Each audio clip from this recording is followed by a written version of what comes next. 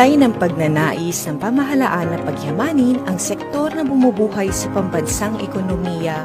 Patuloy na nagsusumikap ang ating mga magsasaka at mangingisda upang kamtin ang kasaganahan para sa lahat. Marami mang balakid, patuloy silang kumikilos tungo sa Pilipinas na may masaganang agrikultura at maunlad na ekonomiya. Mabuhay ang mga food heroes ng bansa! Ikinararangal kayo ng lahing Pilipino.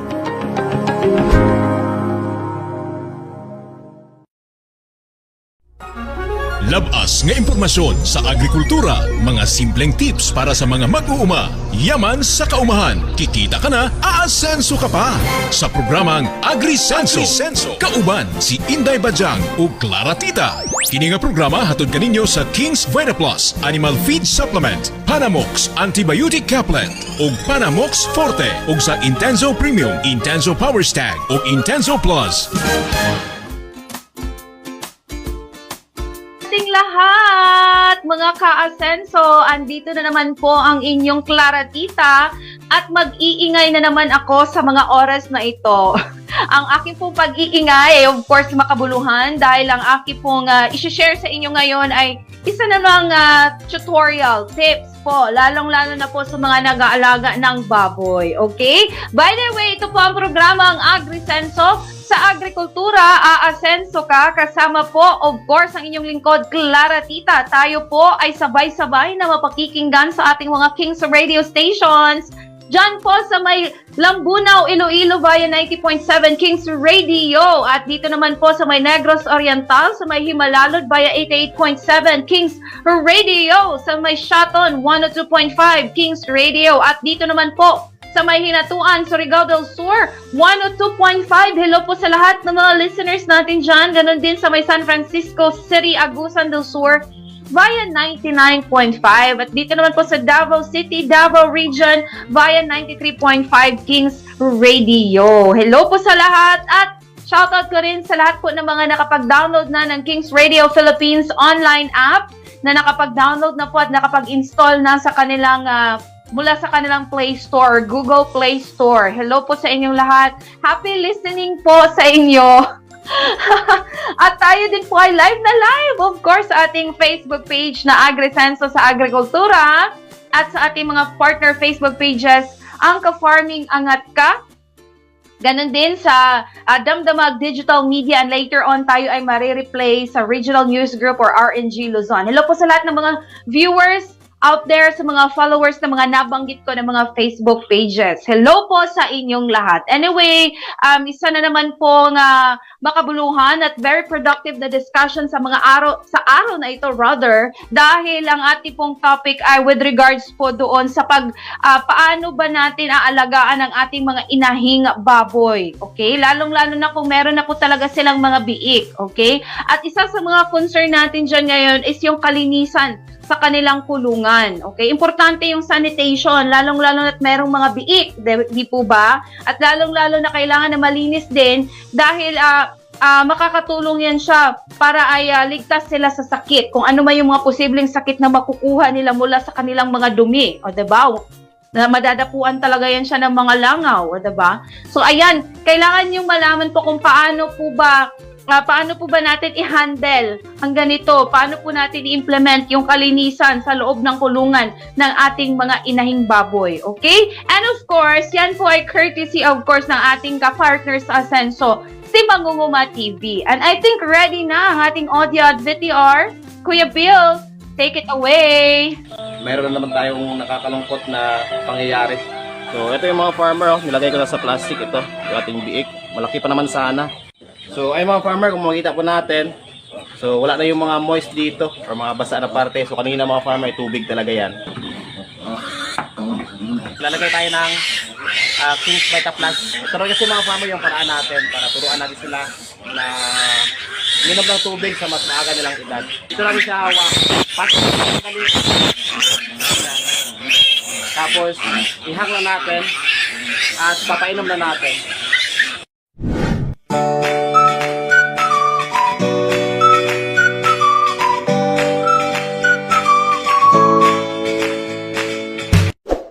Magandang araw mga farmer at welcome na naman sa ating panibagong video. So maligayang pagbabalik sa inyo mga farmer sa aking munting channel. At ngayon po ay alas 6 ng umaga. So tapos natin mga farmer magpakain ng ating mga alagang inahin, no? So sila pa lang yung napakain natin mga farmer dahil sa 5 beses tayo magpakain sa kanila. Yan, at medyo madudumi pa yan mga farmer. Yan. So usually mga farmer, ito yung pinaka oras talaga natin sa pagpapakain sa kanila, no? So alas 4 or alas 5 ay gising na tayo para asikasuhin yung ating mga alaga.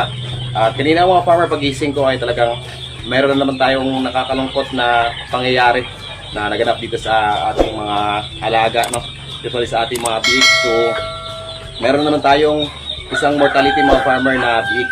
Yan, at dahil po yan sa pagkaipit. So yan po yung anak ni ating show number 1. So ayaw niyang magpahuli mga farmer dahil sa si Blackie ay mayroong isa na namatay nung pinanganak niya yung kanyang mga biik. At itong si White Mama naman mga farmer ay meron ding isa. So parang ayaw niyang magpahuli mga farmer at meron din siyang isang mortality, no? So ngayon mga farmer ay siyam na lang yung kanyang biik. So sobrang nakakalungkot mga farmer pero kailangan natin tanggapin. So parte talaga yan ng buhay natin bilang farmer. So di lahat ng oras ay swerte. So meron ding oras talaga na mangyayari yung mga ganitong bagay-bagay. Okay, so tara mga farmer, pakita ko muna sa inyo. Explain ko muna sa inyo kung paano nangyari. Yan. So tara. So ito mga farmer, no, yung ating mga biik. So pinalabas ko muna sila. So usually pag nagpapakain ako sa ating mga inahin ay pinapalabas ko muna yung ating mga biik. So nakikita ko mga farmer, wala naman silang problema. Malalakas naman sila, malulusog. Yan, maliliksi. So dito rin sa kabila, yung mga anak ni White Mama at yung kanilang brooding lamp. So shareable yung mga farmer, yung kanilang brooding lamp. So isang brooding lamp yung gamit sa kanila. At dyan din naman yung higaan nila. So kaninang umaga mga farmer, pagising ko, yan, pasensya talaga kay mga farmer, di tayo nakapaglinis. Yan, so mamayang mga alas 10 tayo magpapaligo sa kanya. So actually ay nag-umpisa na ako ditong magpapaligo sa mga farmer, sa ating mga inahin na bagong panak. So as early as 3 days mula nung pinanganak sila ay papaligo na ako. So kanina umaga mga farmer, pagkagising ko ay dumiretso agad ako dito. So dito ko nakita mga farmer yung isang biik na namatay natin. So medyo mainit pa siya mga farmer pagkakita ko. Talagang siguro bago pa lang talaga nangyari. So actually mga farmer, alas 12 ako parati ng hating gabi dito umaalis kasi nga nagbabantay ako sa kanila. Kaya lang ay siguro yung nangyari mga farmer sa mga biik kasi na to, sa batch ng anak ni show number 1 natin, ay kapag ka dumidede sila mga farmer, sobrang napakaingay nila. So talagang hindi siguro napansin mga farmer ng ating inahin na meron na siyang naipit at merong umiyak dun sa ilalim ng kanyang katawan. Kaya wala siyang ginawa mga farmer, no? So first time nangyari ito mga farmer na merong ganito sa anak ni show number 1 natin. Usually ay kalimang panganak niya na, pero ngayon lang siya nagkaganito mga farmer na merong namatay na biik dahil sa pagkaipit. So actually sa lahi talaga nila mga farmer, kapag merong umiyak na mga biik, pagka humiga sila ay tumalayo agad yan. So ngayon po ay sobrang napakiingay kasi ng mga biik niya na kapag ka dumidede. So di niya siguro napansin mga farmer na meron siyang naiipit at pinabayaan niya na. So ito yung mga farmer, oh, nilagay ko na sa plastic ito, yung ating biik. Malaki pa naman sana. At isa ring lalaki. Yan, so di ko na papakita sa inyo mga farmer kasi nga sobrang naawa ako. So masakit man pero kailangan natin tanggapin. So malaking lugi agad yan sa ating mga farmer pagka nawalan tayo ng isang biik. So yan mga farmer, yung isa sa mga nakikita kong disadvantage kapag wala tayong farrowing pen, no? Na talagang yung parang nakabartolina yung ating mga inahin kasi nga malaya po sila na humiga kahit saan. So minsan ay naapakan nila or naipit na yung kanilang mga biik. Pero tulad ng sabi ko sa inyo mga farmer, first time ko na nangyari sa ating mga inahin na mayroon siyang naipit na malalakas na mga biik pa naman sana. So talagang napaka-concern sana nila itong mga farmer sa kanilang mga biik din. Kaya lang ay, yun nga, tulad ng sabi ko sa inyo kanina mga farmer, napakaingay ng ating mga biik nito, yung batch na ito, kapag dumidede sila. So di na siguro narinig mga farmer or akala niya siguro normal lang na pag-iiyak yung naririnig niya. Yun pala ay naiipit niya na yung kanyang isang biik. So sa akin talaga mga farmer kasi nga malaki At talagang pera na sana yon. Yun, so wala tayong magagawa. At ngayon po ay papakita ko sa inyo mga farmer yung paraan ko ng paglinis ng ating mga kulungan. At syempre, tuturuan natin uminom ng tubig na merong vitamins yung ating mga big. And so let's go. Tuwing umaga mga farmer ay hindi ko muna binabasa o pinapaliguan yung ating mga inahin, no? Hindi kasi maganda mga farmer kapag basa yung flooring ng ating kulungan, no? Para sa ating mga bigas nga, baka magkaroon sila ng pneumonia, malamigan sila, no?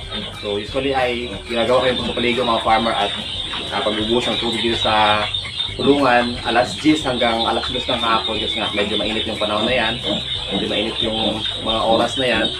So kampanya tayo na mabilis matuyo yung mga flooring natin. So yung ginagawa ko dito mga farmer tuwing umaga ay inalis ko muna yung mga dumi ng aking mga inahin.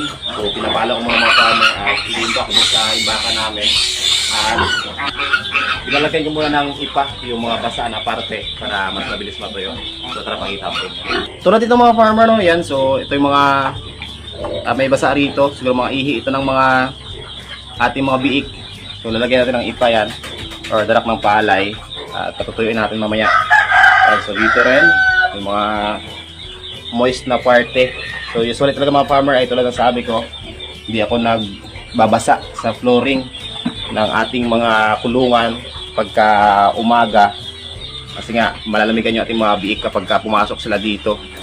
Yan, so mamaya mga farmer ay pupulasan na natin ng malinis na basahan yan na mayroong maligamgam mga tubig yung mga dede na ating manhin para malinis pa rin pagka dumidede sila.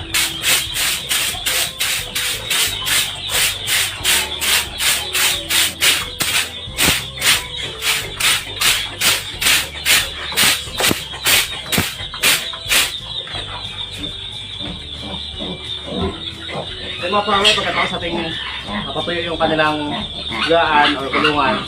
Yan, so pwede pa natin itong gamitin mga farmer na pagpakain sa ating mga manok sa pato.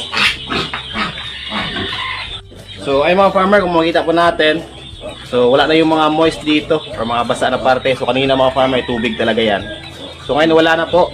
Yan, so yun po na yung nagagawa ng darak ng palay. So, kung wala tayong mga darak ng palay mga farmer, pwede na tayong gumamit ng floor map, no?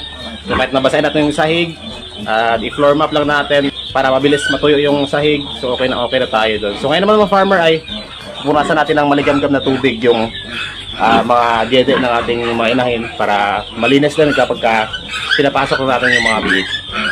So yung mga farmer, malinis na basahan tapos maligamgam na tubig. Punas natin para malinis yung kanyang mga utong.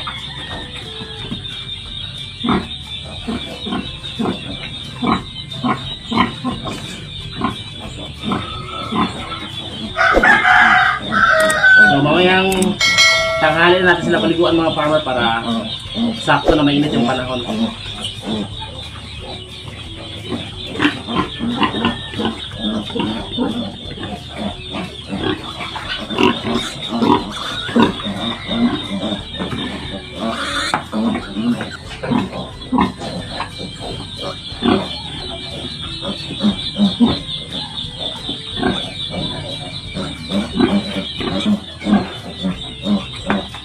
So ay mga farmer, kahit na di na natin muna linisin yung buong katawan niya, yung importante ay yung mga dede na pagsusuhan ng mga biik natin. So yun yung pinaka-importante na dapat malinis. So wala tayong pakialam sa kanyang katawan. So mamaya na yan pagka medyo mainit yung panahon at sabayan natin linisan yung buong kulungan nila. Okay, no? Malinis na yung mga farmer. Yan. So okay na. At pwede natin papasukin maya lamang yung ating mga biik para dumede. Yung mga farmer, napakaingay ng ating mga biik, no? So gusto nilang pumasok para dumede. Pero bago natin sila papasukin mga farmer, kailangan muna na bigyan sila ng inumin na mayroong vitamins. So maglalagay tayo ng King's Vita Plus sa baso. So nawin natin mga farmer isang kutsara ng King's Vita Plus. At yun yung papainom natin sa kanila para turuan kasi mga farmer yung paraan natin para turuan natin sila na minom ng tubig sa mas maaga nilang edad. Okay, so lagyan tayo ng isang kutsara tapos turawin natin. So napakaingay ng mga farmer. So, gamit itong ringgilya mga farmer, ito yung painom natin sa kanila. Tulawin natin. So, sa mga nagtatanong mga farmer kung pwede kami din sa biik, so pwede po. Lahat ng stage ng mga alaga natin, pwede. Kahit sa buntis, merong biik or nanganak na mga inahin, fatteners, breeders, or barako, pwede. Kahit sa ibang mga alaga, pwede. So, yung itsura mga farmer. So, maglalagay na tayo dito ng 1 ml at yun yung papainom natin sa kanila. Pwede tayo magpainom 1 time to 2 times sa isang araw. So, walang overdose ay maayos. Sa syringe pala natin gagamitin mga farmer ay itong 1 ml na syringe yung ating gagamitin. Tapos tatanggalan lang natin ng karayom. So, syempre, kapag merong karayom mga farmer ay matutusok yung ating mga biik. No? So, ito lang. So, walang karayom yan. Tapos, ito yung sasaksak natin dun sa kanilang bunganga. So, diretso dito parang nagpapainom rin tayo mga farmer ng gamot sa mga anak. Yan, so baby, yung mga baby. So, ganun po yung logic nun or konsepto ng pagpapainom natin. Okay, so let's go. Mga farmer, napaka-healthy. So, sa pagpapainom ng mga farmer, medyo mahirap, no? Kapag hindi sanay sa atin yung mga biik natin. So, kapag ganito mga farmer, mahirap yan kasi magalaw yung ulo. So, gagawin natin, ito lang siya hawak. Pati na yung kanina. Tapos, ihang na natin at papainom na natin. So, napakasimple lang mga farmer. So, pakita ko sa inyo yung diferensya.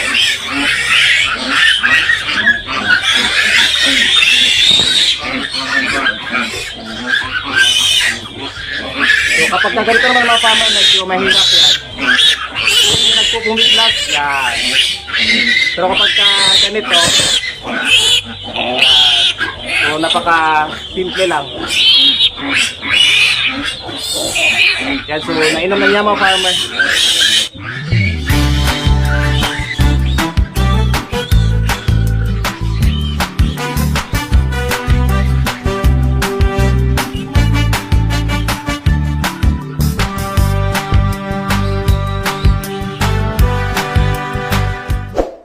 Ito rin mga anak ni Blacky mga farmer, no? Nasa 11 pa rin, walang bawas. So sana ay di na mababawasan to.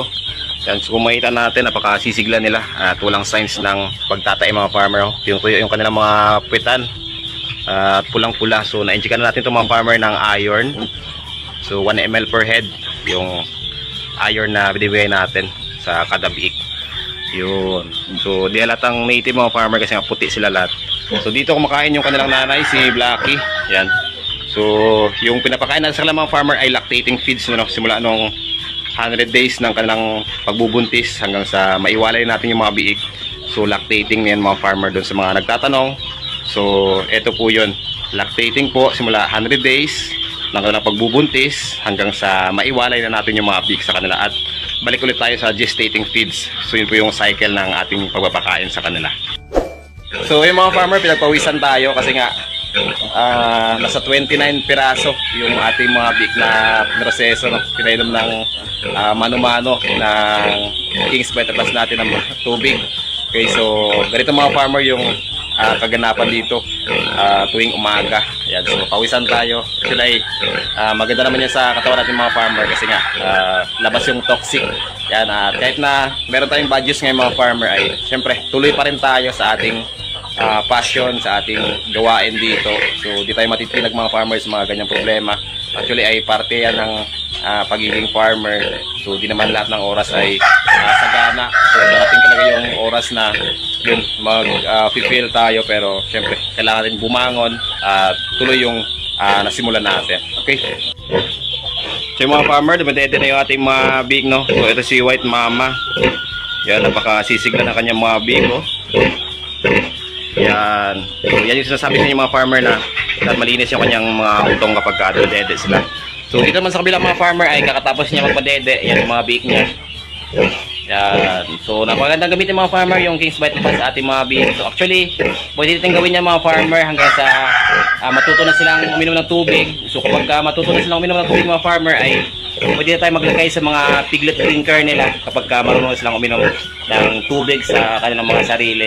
So, sa ngayon, ay sagayin muna natin na turuan sila ng pagpapinom ng tubig. Pero syempre nalagyan natin ng King's Vita Plus yan kasi nga napakagandang gamitin. So kung papansin natin mga farmer, ay wala pa ako ditong nakita na nagtae ng mga bihik. So meron kasing probiotics yung King's Vita Plus mga farmer na kung saan ay tulong po yan para pagandahin yung digestion ng ating mga bihik at hindi sila magtae. So ganun po yung purpose ng probiotics na meron yung King's Vita Plus. So mamaya nga pala mga farmer ay puproseso natin ito, no, yung ating Big Me White Mama. So ito na lang yung batch na hindi naturukan ng iron. So yung dalawang batch natin, yung anak ni Blackie tsaka yung so number 1 natin ay naturukan na natin kahapon ng iron. So ito na lang mga farmer yung hindi pa. So mamaya siguro mga farmer gawa natin ng separate video kasi nga meron na naman akong mga tip na babahagi sa inyo. Yan, so mahaba na yung video natin natin yung mga farmer kapag dinagdag pa natin dito. Okay? So kaya naman mga farmer, magpapakain muna tayo sa ating naka-free range na native, no. So meron na tayong dalawang mga farmer na naka-free range doon kasi nga naibenta na natin yung iba. Ayan. So ito lang, naka-reserve na rin yung lahat mga farmer. Bali sa 18 yung kukunin lahat. Ayan, so meron naman tayong pambili ng ating pakain sa ating mga alaga. So mga farmer, maglalagay pa rin tayo ng yan, King's Vita Plus. So para hindi masayang yung ating tinimpla kanina mga farmer para sa mga bihik, ito rin yung bubuhos natin para di masayang. Okay, so King's Vita Plus mga farmer, sa mga nagtatanong kung saan mabibili, sa mga suking agribet supplies ng mga farmer, malapit yung lugar, online shop, Shopee or Lazada. Pwede na kayo mag-PM sa Facebook page ng King's Vita Plus mga farmer at i-cater nila kayo doon. So tara, pakain tayo.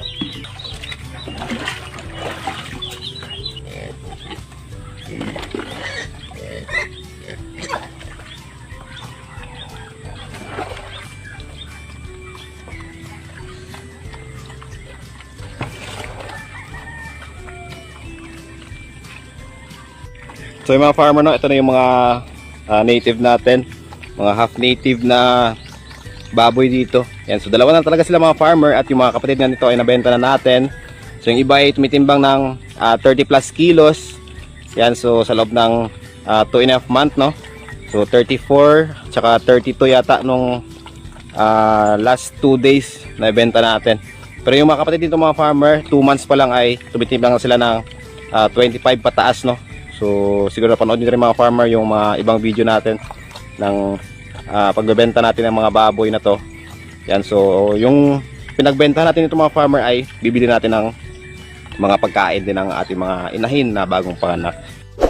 So yung mga farmer, makakuha muna tayo ng ating Madrid de Agua, no. So sobrang yayabong na ito mga farmer hanggang dun sa dulo. Yan, no. Tapos dito sa kabila. Yan, so sa mga nag-aabang nito mga farmer ng pagbebenta natin, so abangan nyo mga farmer yung update natin, no, kapag nag-start na tayo na magbenta. Siguro ay hanggang 10 lang muna tayo mga farmer na tao sa tag 20 piraso na sanga ng ating Madrid de Agua kasi nga baka kulangin naman tayo. So update na lang ako sa inyo mga farmer kapag merong natira, no. So sa mga gustong mag pre-order na, so message nyo ako or comment na kayo sa ating comment section para may reserve natin yung 20 piraso ninyo na order kung sakali, no. So 20 piraso lang muna mga farmer yung pinakamataas natin at sa 10 tao lang muna natin to bibigay. So pauna lang muna mga farmer at hayaan nyo yung magtatanim tayo ng marami para makapag deliver na rin tayo or makapag-cater na rin tayo ng mga orders ninyo kapag gusto nyo umorder ng maramihan. Okay, so libreng pakain to mga farmer para sa ating mga alaga, no? Mga manok, baboy, kambing, baka, kalabaw, rabbit, lahat-lahat mga farmer ay talagang pwede ito. So tipid tayo sa pakain. So alternative na pakain to mga farmer para sa ating mga alagang hayop. Yun, no? Lalaki ng dahon mga farmer. Yan, so marami na itong mga farmer at bibigyan natin sa ating mga native na mga baboy kapag natapos silang kumain. So yun yung gulayan namin mga farmer, oh. Yan. kangkong, alugbate, tsaka talbos ng kamote. Yan yung pinagkakita namin dito. So halos araw-araw yan mga farmer ay nag-harvest kami.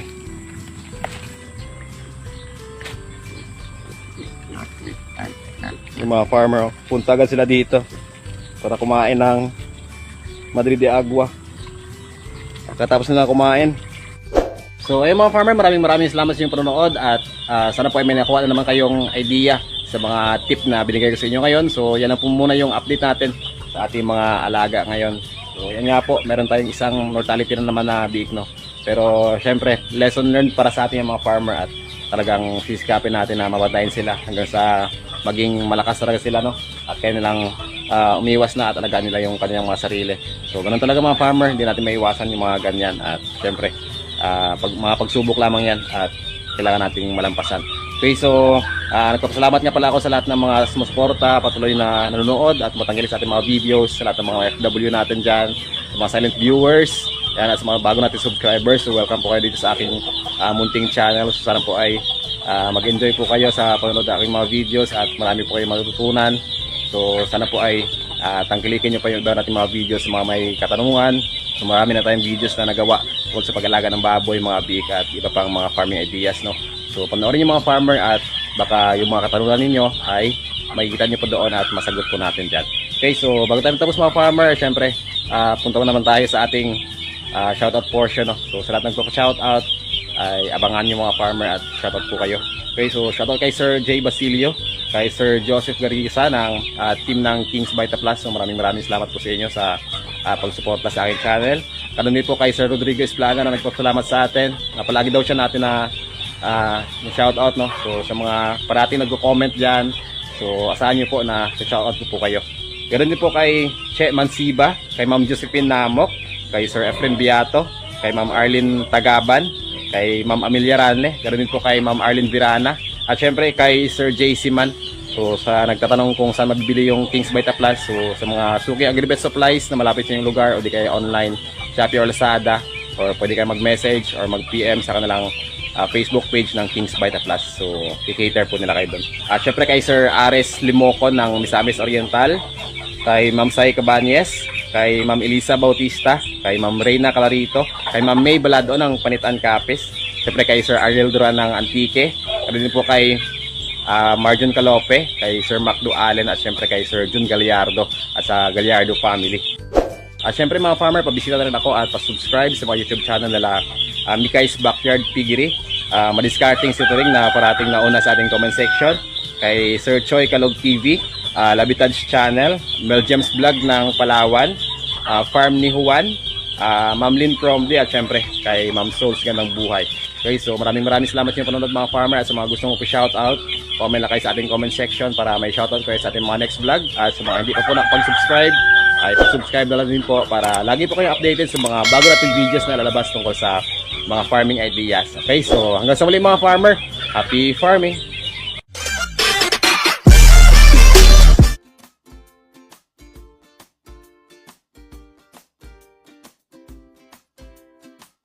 Sabi ko na nga ba, ako ay nakamute. Happy farming din sa'yo, Sir Reynaldo, Pangunguma TV. Thank you so much, sir, sa iyong joke. Ano ba yan tawagan? Ano bang term doon? Napaka-informative. yung nasa isip ko, educative. Layo kayo. Anyway, so napaka-informative po yun ha, na mga paraan po kung paano natin lilinisin ang ating kulungan, lalong-lalo na naandyan po ang ating mga inahing baboy at ang kanyang mga biik. So meron po talagang mga extra careful tayo, lalong-lalo na doon sa ating mga biik, 'di ba? So may mga biik din of course na yung mga biik dapat hindi sila exposed sa mga sa wet. Okay? Sa basa or na dapat dry lang talaga kasi makaka-trigger din yan siya na magtatai-tai sila pag if ever yung kanilang kulungan ay basa siya.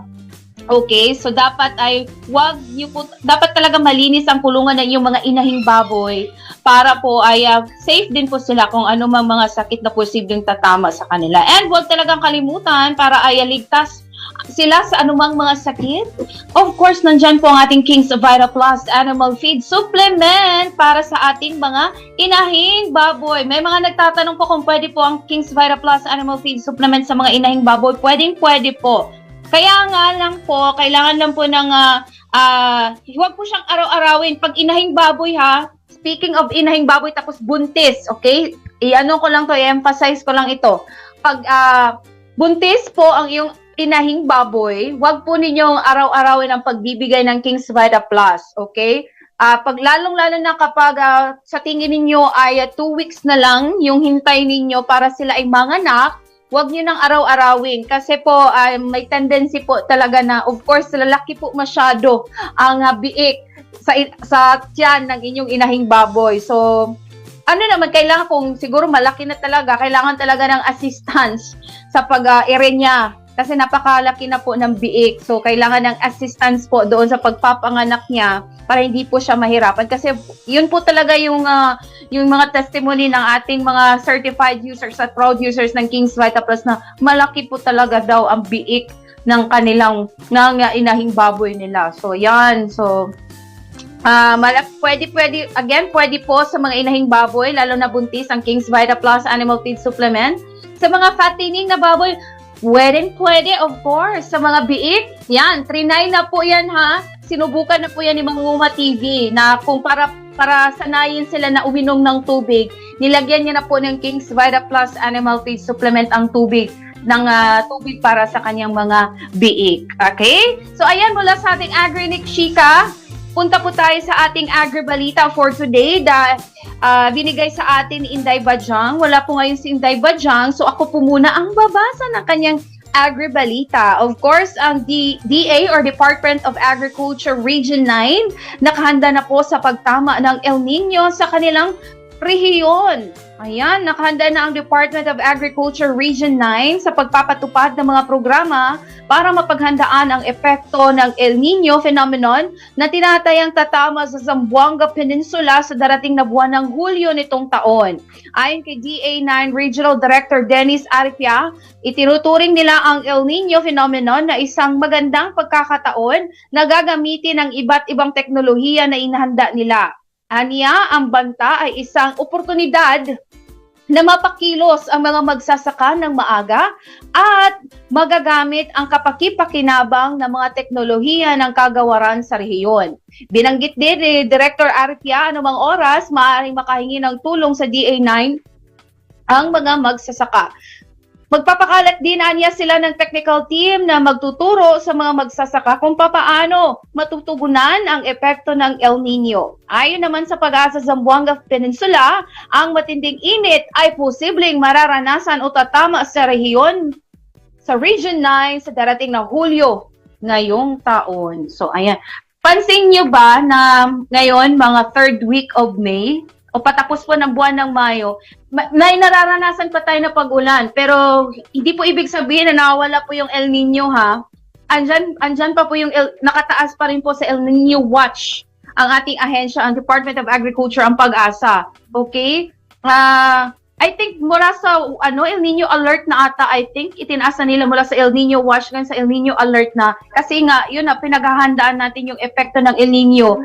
Na-check na parang mafe-feel na talaga natin ang epekto nito ngayong July, end of June at saka sa buwan ng Hulyo. So yan ha, paghandaan po natin yan lahat ng mga magsasaka. Pero ngayon kasi sa Pilipinas naka-ano pa tayo naka-mindset pa tayo sa paparating na bagyo, itong tatawaging Betty once na ito ay pumasok na sa Philippine Area of Responsibility. Of course, kailangan nating maghanda. Kahit na dito sa Mindanao may mga ilan-ilan ng mga araw na nakaranas tayo ng pag-ulan kahit sa umaga o kahit sa gabi malakas ang pag-ulan. So paiba-ibang panahon na-experience natin yan sa ating panahon ngayon na masyadong unpredictable, no? Diba? Gaya daw, according to them, ang panahon daw ngayon ay gaya ng mood ng babae. Unpredictable. Agree ba kayo dyan? May nag-agree dito. Char. Merong nag-agree dito, mga kalalakihan, na It's true daw. Pero meron ding mga lalaki na unpredictable ha. Hindi pwede na babae lang. Kahit mga lalaki unpredictable din sila. Okay, 'di ba? Tama ba, Jazzy at Macy? It's true. Huwag tayong huwag tayong papilde. No, meron ding nag-comment meron ding nag-react din on air. Ayan, so yan po ang ating Agri Chika at Agri Balita sa araw na ito. Nawayan, napuno po kahit nabusog po kayo ng mga impormasyon na inihatid sa atin ni Sir Reynald from Mangunguma TV. I hope na may apply nyo po talaga yan ha, kasi napakalaking tulong po yan para sa kalusugan ng inyong mga inahing baboy. Ayan, sa mga nagtatanong ha, again, kahit nabanggit na po ito ni Sir Reynald, yung ating pong mga produkto na nabanggit kanina, ang King's Vita Plus Animal Feed Supplement, Panamox Couplet at Panamox Forte, Intenso Products, Worms to Go, King's Vita Pet, of course, available yan sa ating mga Agrivet stores, sa inyong mga suking Agrivet stores. At kung sakaling wala siya or out of stock, maaari po kayong mag-order online. I-message nyo lamang po ang ating Facebook page at King's Vita Plus Animal Feed Supplement. At meron din po tayo sa Shopee, okay? COD po yan ha, cash on delivery via LBC. Pero kung mag-Shopee kayo at under KBM Agrivet Lines na store, Shopee, COD po tayo via JNT Express or GoGo Express. So ano pang hinihintay ninyo? Mag-shopping na para po ay aasenso sa inyong pag-alaga ng mga kahayupan dyan. Okay? At yan po, at dito po nagtatapos ang ating programa sa mga sa oras na ito. Yes, yes, corrected by. Abangan nyo po ulit bukas ang ating panibago pong topic na i-share po sa inyo po sa ating mga wannabe farmers dyan, sa ating mga magsasaka, lalong-lalo na sa pag-aalaga ng mga hayop ninyo. Okay, sa inyong, kung gusto nyo po, nagbabala kayong mag-alaga ng baboy o manok, dito na po kayo, dapat nakatune in po kayo sa King's Radio. Yes, dahil po marami pong tips ang aming ihahatid. Of course, courtesy po sa programang AgriSenso. Okay, ito po ang inyong lingkod, si Clara Tita. At ito po ang inyong programang AgriSenso. Sa agrikultura, aasenso ka. Susunod na po ang programang King's Afternoon Delight sa ating King's Radio kasama si Queen CJ. God bless you po and God is good all the time. Queen. Labas nga impormasyon sa agrikultura, mga simpleng tips para sa mga mag-uuma. Yaman sa kaumahan, kikita ka na, aasenso ka pa. Sa programang AgriSenso, kauban si Inday Bajang o Clara Tita. Kini nga programa hatod kaninyo sa King's Vita Plus Animal Feed Supplement, Panamox Antibiotic Caplet o Panamox Forte o sa Intenso Premium, Intenso Power Stag o Intenso Plus.